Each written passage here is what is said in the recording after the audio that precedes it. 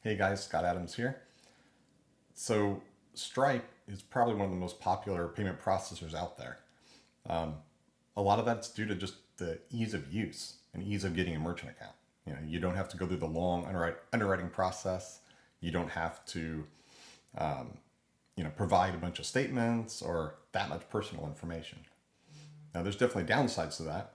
They really haven't fully underwritten you, and so they tend to wait till you have more volume, which I guess makes some sense. For some smaller merchants, you just get your account and you go.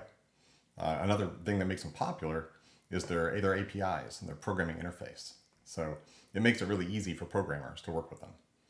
So it tends to be a favorite with them too. One of the problems though is when you start getting chargebacks. So just like with any processor or ISO, or it doesn't really matter how you get your merchant account, could even be even through something like PayPal. If you get a lot of disputes, or you have a spike in disputes, it's going to draw attention.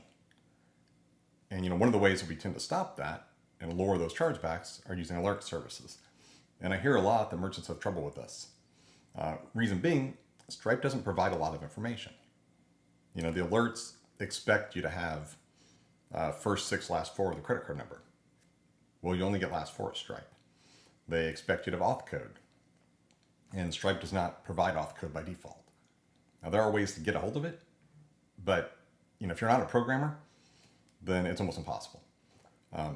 Beyond that, if you look at the information available, maybe you want to represent. So if you want to represent, again, you need information. Now, luckily, there's a decent interface at Stripe to do this, but just the less information makes it kind of difficult sometimes.